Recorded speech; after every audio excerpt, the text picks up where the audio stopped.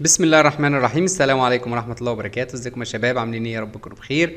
معاكم مستر احمد ندى، والنهارده ان شاء الله هنبدأ شرح اول ليسون من الليسونز بتاعت منهج الساينس لطلبة جريد 4 الترم الثاني. النهارده هنبدأ مع بعض بثيم 3، وثيم 3 دوت او المحور الثالث بيتكلم عن protecting our planet، حماية كوكبنا. هنلاقي موجود فيه يونت واحد بس اللي هو يونت 3، ده بيتكلم عن our earth's resources اللي هي مصادر كوكب الأرض. يعني ايه المصادر المتاحة على كوكب الأرض؟ هناخد النهاردة أو هنبدأ النهاردة في concept 3.1 اللي بيتكلم عن hydrosphere and biosphere interactions، يعني التفاعلات اللي بتحصل ما بين الغلاف المائي والغلاف الحيوي. زي ما قلت لحضراتكم ان النهارده هنبدأ اول ليسون معانا وهو ليسون 1. بس كالعادة وفي بداية كل حلقة بحب افكر حضراتكم بحاجة مهمة جدا، لازم يكون معانا الادوات بتاعتنا واحنا قاعدين بنتابع الحلقة. طب ايه الادوات اللي تكون معايا؟ ورقة وقلم، الكتاب بتاعي او البوكلت المذكرة بتاعتي، علشان اذاكر مع مستر احمد ندى اول باول. يعني وهو بيشرح الليسون او هو بيشرح الدرس انا متابع معاه في الورق بتاعي او متابع معاه في الكتاب بتاعي، بحيث ان اي معلومة مهمة تتقال نسجلها، كلمة مش عارفين المعنى بتاعها نكتب المعنى بتاعها بالعربي.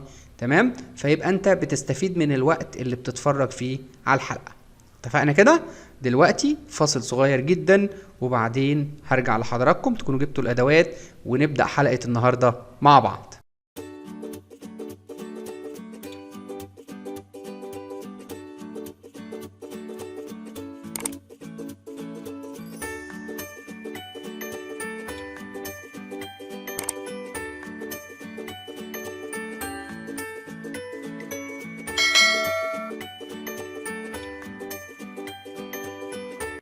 ورجعنا لكم من الفاصل يا شباب علشان نبدأ نشرح أول حلقة معانا النهاردة وأول ليسون اللي هو ليسون 1 في كونسبت 3.1. طبعا كالعادة أي كونسبت بنبدأ فيه أو أي مفهوم جديد بنبدأ فيه بناخد الأكتيفيتي نمبر 1 اللي هو بيقول لي فيها إيه؟ Can you explain؟ هل تستطيع شرح؟ فبيقول لي The earth is a complex system that includes living organisms and non-living things that interact with each other. يعني ايه؟ يعني كوكب الارض نظام معقد بيحتوي على كائنات حية واشياء غير حية، وكلهم interact with each other، يعني بيتفاعلوا مع بعض. قلت له طيب وبعدين كوكب الارض ده بيتكون من ايه؟ قال لي scientists have divided the earth into 4 main systems او into 4 main spheres. يعني العلماء قسموا كوكب الأرض لأربع أنظمة أساسية. طيب which are الأربع أنظمة دول بيكونوا مين؟ وممكن نقول يعني إن العلماء قسموا الأرض إلى 4 أغلفة، لأن كلمة سفير هنا مش هتيجي بمعنى كورة، هتيجي بمعنى غلاف. تمام؟ طيب مين هو أول غلاف هنتكلم عليه في كوكب الأرض؟ جيو سفير. طب يعني إيه؟ أنا مفهمتش. الغلاف الأرضي. طب عبارة عن إيه؟ قال لي it is the system that includes، هو النظام اللي بيشتمل على أو اللي بيحتوي على rocks on the earth's crust، يعني الصخور اللي موجودة على القشرة الأرضية اللي هي سطح الكرة الأرضية، molten rocks and heavy metals that lay under the earth's crust، يعني الصخور الذائبة أو المنصهرة والمعادن الثقيلة اللي موجودة تحت القشرة الأرضية، يعني موجودة في باطن الأرض. طيب تاني غلاف معانا قال لي اتموسفير، الغلاف الجوي، وده اتكلمنا عليه قبل كده. طب هو مين الاتموسفير ده؟ مين الغلاف الجوي ده؟ قال لي it is the system that is composed of a mixture of some gases، هو الغلاف الذي يتكون من خليط من بعض الغازات. طب زي مين؟ قال لي such as، مثل نيتروجين جاز، اكسجين جاز، كربون دايوكسيد جاز، ووتر فيبر، يعني غاز النيتروجين، غاز الاكسجين، غاز ثاني اكسيد الكربون، وكمان بخار الميه. يبقى انا كده عرفت كام غلاف من الاغلفه الاربعه بتوع الارض؟ عرفت 2، جيوسفير واتموسفير. تمام كده؟ نتنقل تاني واحد ولا تالت واحد؟ تالت واحد ورابع واحد، برافو عليكم. قال لي هنتنقل للبايوسفير. طيب مين هو البايوسفير؟ قال لي الغلاف الحيوي. طب يعني ايه غلاف حيوي؟ It is the system that includes all living organisms such as microorganisms, plants, animals and humans. يعني ايه؟ الغلاف الحيوي هو نظام بيحتوي على كل الكائنات الحية، سواء كانت مايكرو اورجانيزمز اللي هي الكائنات الدقيقة اللي ما بتتشافش بالعين، او النباتات او الانسان او الحيوان او الحيوانات والبشر. كل دول living organisms كائنات حية، وكل دول بيكونوا الغلاف الحيوي اللي هو بايوسفير. طيب رابع غلاف معانا هيدروسفير، الغلاف المائي، وباين من اسمه مائي يعني فيها ميه، صح كده؟ طيب تعالوا نكتب الديفينيشن بتاعه. قال لي it is the system that includes all water on the earth، سواء كانت الميه دي فريش ووتر او سولت ووتر، ميه عذبه او ميه مالحه. يعني ايه؟ هو النظام اللي بيحتوي على كل الميه اللي موجوده على سطح كوكب الارض، سواء كانت فريش او سولت، يعني ميه عذبه صالحه للشرب او ميه مالحه. كده عرفنا الساينتست العلماء قسموا الارض لكام سيستم؟ 4 مين سيستمز، 4 انظمه اساسيه: جيوسفير، اتموسفير، بايوسفير، هيدروسفير. برافو عليكم، حفظتهم معايا. طيب دلوقتي هيسألني سؤال مهم جدا، بيقول لي how does Earth's biosphere interact with Earth's hydrosphere؟ يعني ازاي الغلاف الحيوي بتاع كوكب الارض بيتفاعل مع الغلاف المائي بتاع كوكب الارض؟ يعني ازاي الاتنين بيتفاعلوا مع بعض؟ لان هو اصلا عنوان الكونسبت كده hydrosphere and biosphere interactions، صح كده؟ تفاعلات الغلاف المائي والغلاف الحيوي. فهو بيسألني ازاي بيتفاعلوا مع بعض؟ قال لي all living organisms in the biosphere interact with hydrosphere. يعني ايه؟ كل الكائنات الحية اللي موجودة في الغلاف الحيوي بتتفاعل مع الغلاف المائي. طب ازاي؟ قال لي where، حيث ايه بقى؟ humans and animals drink water، يعني البشر والحيوانات بيشربوا المية. مش بس كده، some animals and plants live in water، يعني ايه؟ بعض الحيوانات والنباتات بيعيشوا اصلا في الميه.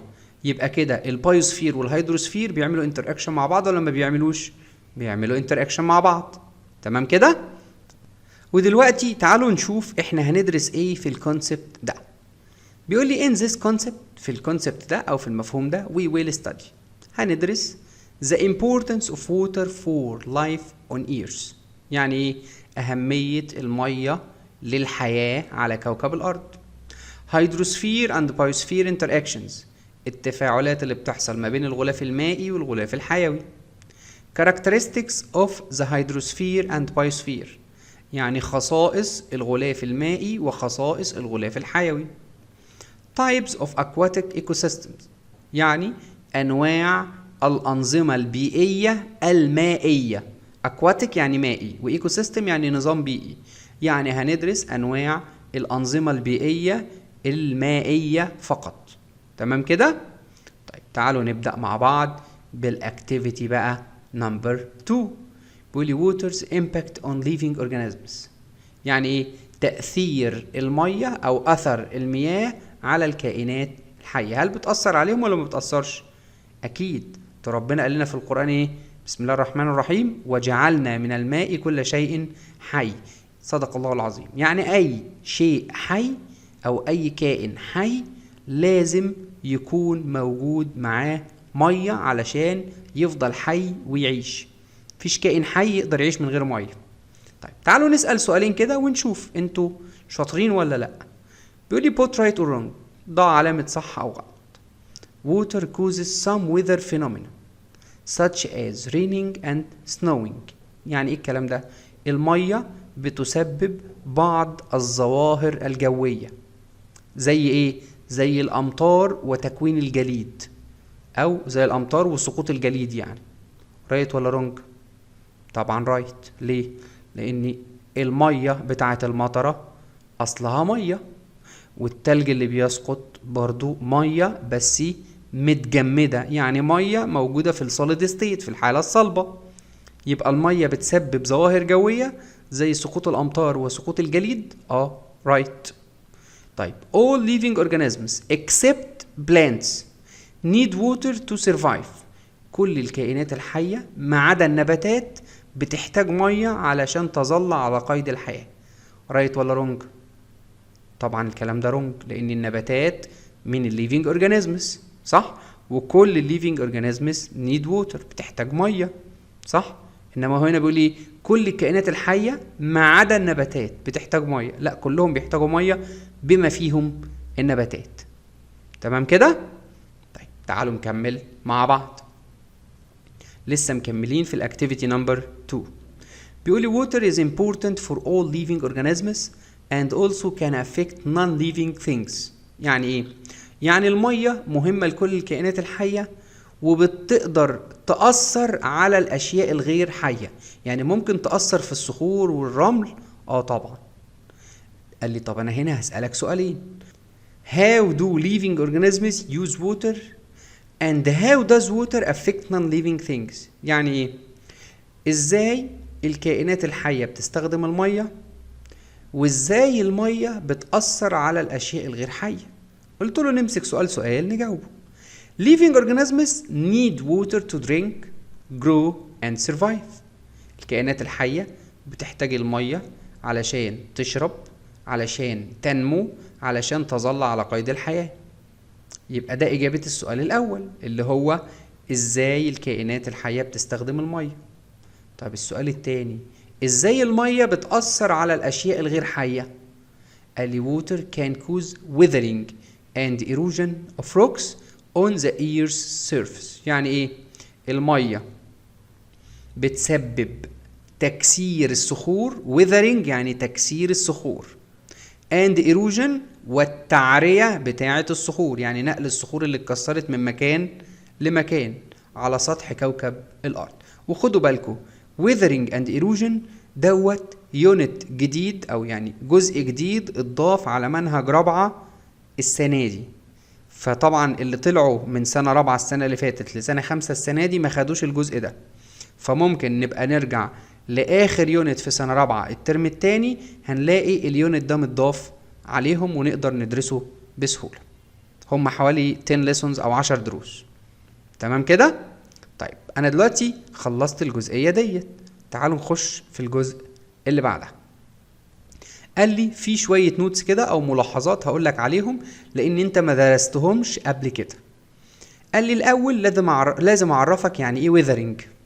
Weathering means the breaking down of rocks into smaller particles due to the effect of rain, wind, temperature.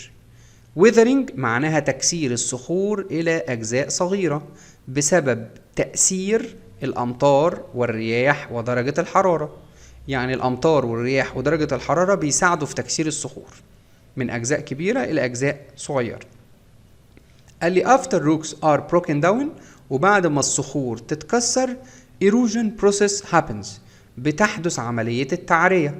طب يعني ايه بقى erosion؟ يعني ايه تعرية؟ قال لي which means the transportation of small particles of rocks to another places by water or wind. يعني ايه؟ هو نقل الجزيئات الصغيرة بتاعت الصخور اللي اتكسرت من مكان إلى مكان آخر عن طريق المية أو الرياح. تمام كده؟ عرفنا يعني ايه weathering يعني ايه erosion. جميل جدا. تعالوا نكمل مع بعض. دلوقتي وصلنا لسؤال check your understanding، سؤال اختبار الفهم. والسؤال ده بسيط جدا. في سؤال complete هنستخدم فيه الوردز او الكلمات اللي موجودة هنا، وفي سؤال right ورونج. طبعا مستر احمد مش بيحل الاسئلة دي، مستر احمد هيشرحها لنا وبعدين احنا هنوقف الفيديو نقرا الاسئلة مرة تانية ونفهمها كويس، وبعدين نكتب الاجابات تحت في الكومنتس او في التعليقات اللي اسفل الفيديو. بيقول لي living organisms need A to survive. كائنات الحية بتحتاج ايه عشان تعيش؟ water can use، المية ممكن تستخدم في A then A of rocks، يعني المية هتستخدم في حاجة معينة هتعملها في الصخور. ايه الاول وبعد كده ايه؟ يعني انهي عملية الاول بعد كده انهي عملية؟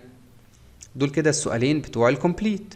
طيب السؤال بتاع الرايت والرونج. نمبر 1 بيقول لي earth systems are divided into geosphere and biosphere only. الأنظمة بتاعة الأرض بتتقسم إلى غلافين اتنين بس فقط، جيوسفير وبايوسفير. رايت ولا رونج؟ fresh water and salt water belong to hydrosphere. المية العذبة والمية المالحة بينتموا إلى الغلاف المائي، يعني تبع الغلاف المائي. رايت ولا رونج؟ يلا بسرعة يا شباب نوقف الفيديو لحظة ونبتدي نكتب الإجابات تحت في الكومنتس عشان أتأكد إن المعلومات وصلت لكم بشكل مظبوط. ودلوقتي يا شباب تعالوا ننتقل للجزء اللي بعد كده اللي هي الأكتيفيتي نمبر 3 أو النشاط رقم 3. بيقول لي the importance of water for life on Earth، يعني أهمية المية للحياة على كوكب الأرض. يا ترى مهمة ولا مش مهمة؟ احنا اتفقنا مفيش كائن حي يقدر يعيش من غير المية، يبقى هي أكيد مهمة، صح كده؟ بيقول لي water is found everywhere on the earth where it is found in rivers, lakes, oceans, seas and underground. يعني المية متواجدة في كل مكان على الكوكب اللي هو كوكب الأرض، وممكن تلاقيها في الأنهار وفي البحيرات وفي المحيطات وفي البحار وحتى تحت الأرض المياه الجوفية. كل دي تعتبر water resources أو مصادر للمية موجودة على الكوكب بتاعنا. بيقول لي nearly تقريبا كده 3/4 of the earth is covered by water. 3/4 الأرض مغطاة بالمياه، يعني 3/4 كوكب الأرض يعني حوالي 75% of the earth covered with water، متغطي مية. So our planet looks like a blue marble from the space. ولذلك كوكب الأرض بتاعنا بيشبه البلية الزرقاء من الفضاء، يعني لما يتبص عليه من الفضاء بنشوفه كأنه بلية زرقاء. تمام كده؟ تعالوا نكمل مع بعض. بيقول لي دلوقتي احنا هنتكلم عن water bodies on earth can change from liquid state to solid state or gas state. يعني ايه؟ يعني هنتكلم عن الأجسام المائية اللي موجودة على سطح كوكب الأرض. الجسم المائي قصده ممكن يكون سيز، ممكن تكون اوشنز، ممكن تكون لاكس، ممكن تكون ريفرز، يعني اي مكان فيه ميه. ممكن الميه اللي فيه تتحول من ليكويد ستيت من الحاله السائله الى السوليد ستيت الى الحاله الصلبه، او الجاز ستيت الى الحاله الغازيه. طيب ازاي ده هيحصل؟ بيقول لي ان الووتر اللي موجوده في الليكويد ستيت، يعني الميه اللي موجوده في الحاله السائله can be changed into solid state، ممكن تتحول الى الحاله الصلبة، يعني المية تبقى ايس، تبقى تلج. طب ازاي؟ باي فريزنج، عن طريق التجميد. طب هي هتتجمد امتى؟ قال لي in extreme cold weather، في الطقس البارد جدا او في الطقس شديد البرودة. طب ما هو ممكن برضو الووتر اللي موجودة في الليكويد ستيت تتحول لجاز ستيت الى حالة غازية، يعني المية تبقى ووتر فيبر، تبقى بخار مية. طيب ازاي؟ قال لي باي evaporation in hot weather، عن طريق التبخر اللي بيحصل لما يكون المية موجودة في جو حر، صح كده؟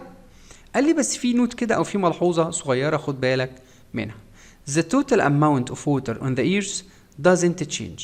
كمية المية الكلية اللي موجودة على سطح كوكب الأرض لا تتغير. Even if water changes from one state to another، حتى لو المية تحولت من حالة إلى حالة أو من شكل إلى شكل آخر.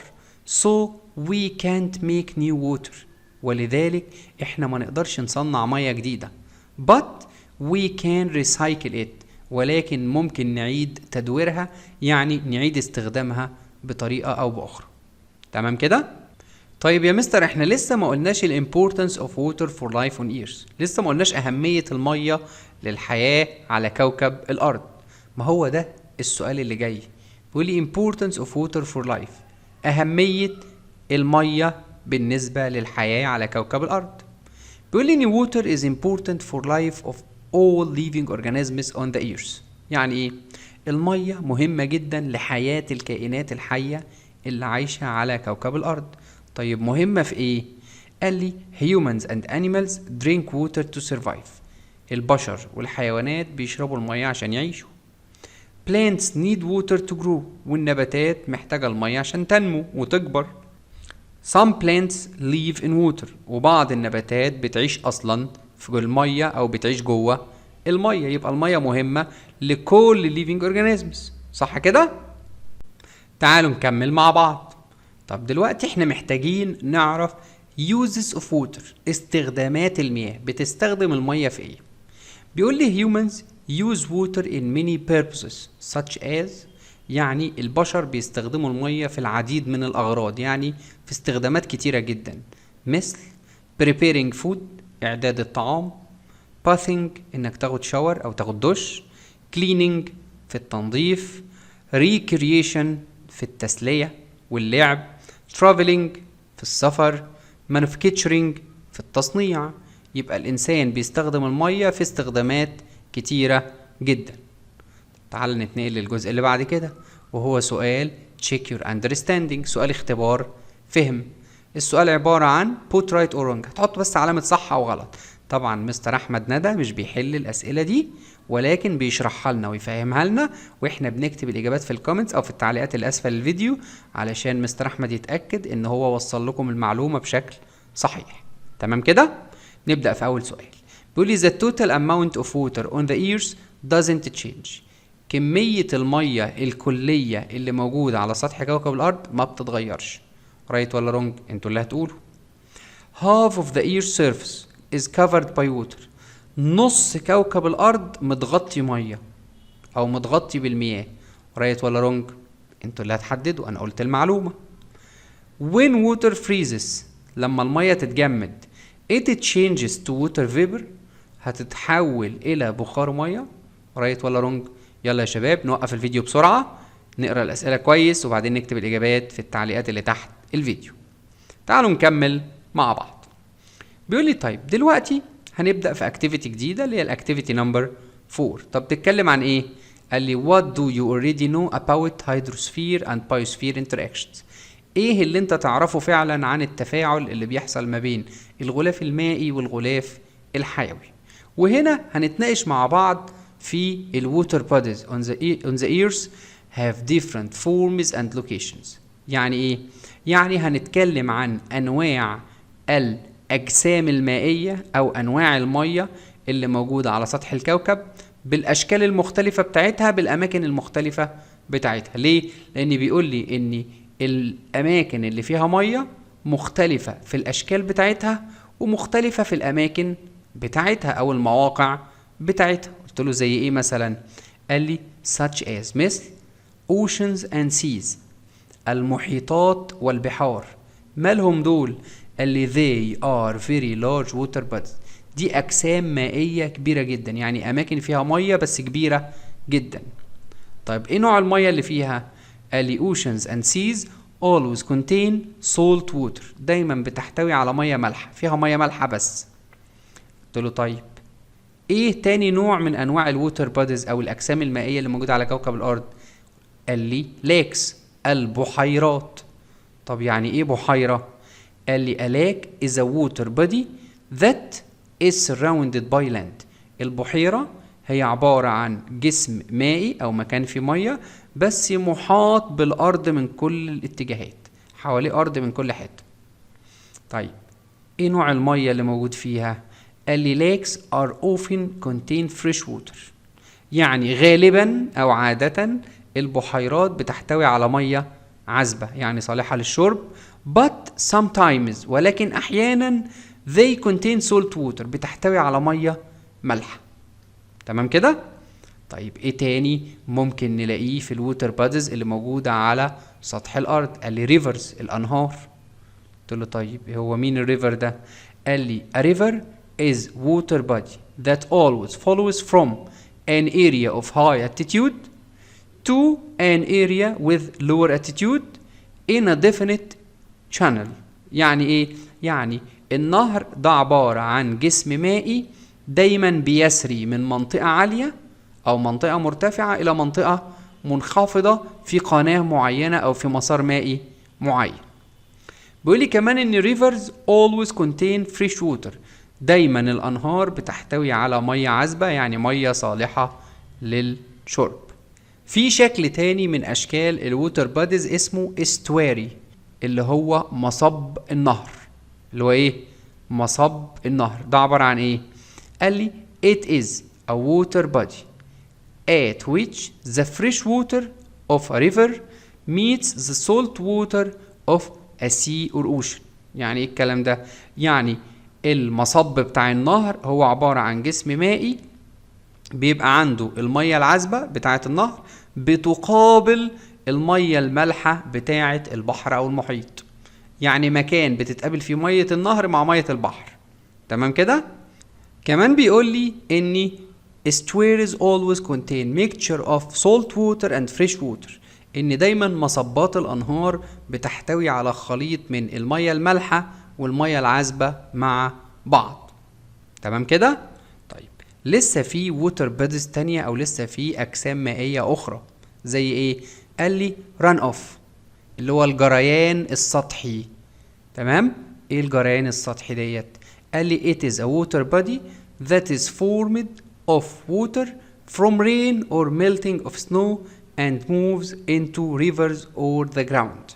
يعني هي عبارة عن جسم مائي بيتكون من مياه الأمطار أو المياه بتاعة ذوبان الجليد، وبتمشي لحد ما توصل للأنهار أو إن المية دي توصل للأراضي والأراضي تشرب المية دي علشان يحصل إيه؟ جروث للنباتات اللي موجودة في الأرض.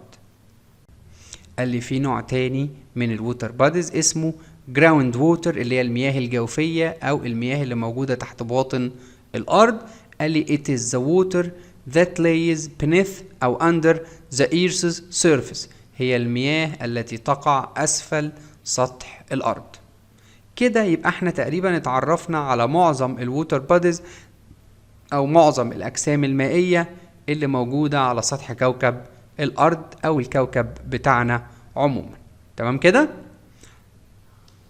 تعالوا بقى دلوقتي نتكلم عن الووتر سايكل أو دورة المياه اللي بتحصل في الكون، دورة المياه الطبيعية يعني. بيقول لي is water a renewable resource؟ هل المية مصدر طاقة متجدد؟ تعالوا نشوف. بيقول لي water that forms the hydrosphere is one of the renewable resources on the earth because it has what is called water cycle in nature. يعني المية من الأشكال اللي بتكون الغلاف المائي لكوكب الأرض، وكمان هي واحدة من المصادر المتجددة اللي موجودة على سطح الكوكب بتاعنا. طب ليه هي متجددة؟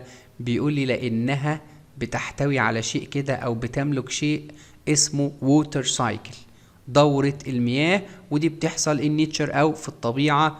يعني ربنا هو اللي بيتحكم في الموضوع دوت، إن المية يتم الحفاظ عليها بطريقة معينة أو تدخل سايكل دورة معينة، بحيث إن نحاول بقدر الإمكان إن المية تفضل موجودة على سطح الكوكب.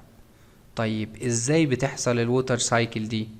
بيقولي during the water cycle in nature أثناء دورة المياه الطبيعية في الطبيعة أو في الكون water present in water bodies on the earth evaporates and goes into the air forming clouds. يعني أي جسم مائي موجود على سطح الأرض سواء كان بحر أو محيط أو نهر أو بحيرة أيا كان نوع المية دي بتتبخر جزء منها وتطلع في الهواء تكون clouds سحب. طب وبعدين؟ قال لي water return back to the earth's surface during raining. يعني والمية اللي اتبخرت وطلعت على شكل بخار مية واتجمعت على شكل سحاب هترجع مرة تانية للأرض على شكل أمطار. إزاي؟ قال لي مش احنا خدنا عملية اسمها condensation التكثيف، إن بخار المية لما يقابل هواء ساقع يتحول لمية مرة تانية. طب ما هو ده اللي بيحصل لما السحاب دوت يتعرض لبرودة شديدة والرياح تحركه هتنزل المية اللي فيه على شكل أمطار. يبقى كده حصل ووتر سايكل، دورة للمياه أو المية دخلت دورة معينة عشان يتحافظ عليها غصب عنها. تمام كده؟ بحيث ان كمية المية اللي موجودة في الكوكب تفضل ثابتة بقدر الإمكان. وطبعا ده شيء من صنع ربنا مش من تدخل البشر، يعني احنا ملناش علاقة بيه، تمام، ولكن دي ووتر سايكل طبيعية. اتفقنا كده؟ طيب في سؤال كمان. Are plants considered a renewable resource؟ هل النباتات تعتبر مصدر متجدد؟ قلت له تعال نشوف كده المعلومات المتاحة عندنا. بيقول لي plants are one of the components of the biosphere on Earth. يعني النباتات واحد من مكونات الغلاف الحيوي اللي موجود على كوكب الأرض. بيقول لي كمان ان البلانتس او النباتات can be planted from seeds to grow up forming new plants، وان النباتات بتتزرع من ساعة ما كانت بذرة وتبتدي تنمو وتكون new plant، نبات جديد. كمان plants depend on water to grow and survive، يعني النباتات بتعتمد على المية علشان تنمو وعلشان تظل على قيد الحياة. ولذلك plants are affected، يعني النباتات هتتأثر if the amount of water decreases، لو كمية المية قلت، or water get polluted، أو لو المية اتلوثت. تمام كده؟ طيب معنى كده إنها renewable ولا non renewable؟ لا renewable، متجددة، ما هي مرتبطة بالمية، وبما إني ربنا محافظ لنا على المية من خلال الووتر سايكل الطبيعية، والمية renewable energy أو مصدر متجدد، يبقى أكيد النبات هو كمان مصدر متجدد. تمام كده؟ طيب بيقول لي from the previous explanation، من التفسير والشرح اللي فات ده we can observe that، ممكن نلاحظ حاجة مهمة. إيه هي؟ إن هيدروسفير interacts with biosphere، الغلاف المائي بيتفاعل مع الغلاف الحيوي. where living organisms، حيث أن الكائنات الحية اللي هي such as plants زي النباتات in the biosphere depend on the hydrosphere to survive، يعني إن الكائنات الحية زي النباتات اللي موجودة في الغلاف الحيوي بتعتمد على الغلاف المائي علشان تظل على قيد الحياة، يبقى أكيد في interaction أو في تفاعل ما بين الاتنين. تمام كده يا شباب؟ دلوقتي وصلنا لسؤال check your understanding، سؤال اختبار فهم، وهو سؤال right وإيه wrong. بيقول لي oceans and rivers always contain salt water، المحيطات والأنهار دايما بيحتووا على مية مالحة. تاني سؤال water and plants are considered renewable resources، المية والنباتات يعتبروا من المصادر المتجددة. رايت ولا رونج؟ طبعا انتوا اللي هتجاوبوا. بسرعة نوقف الفيديو، نقرأ الأسئلة كويس، ونكتب الإجابات تحت في الكومنتس في التعليقات اللي أسفل الفيديو. ولحد هنا يا شباب هتكون حلقة النهاردة خلصت. بتمنى لكم كل التوفيق، ويا رب أكون قدرت أساعدكم، وأشوفكم إن شاء الله في حلقات جاية كتيرة. والسلام عليكم ورحمة الله وبركاته.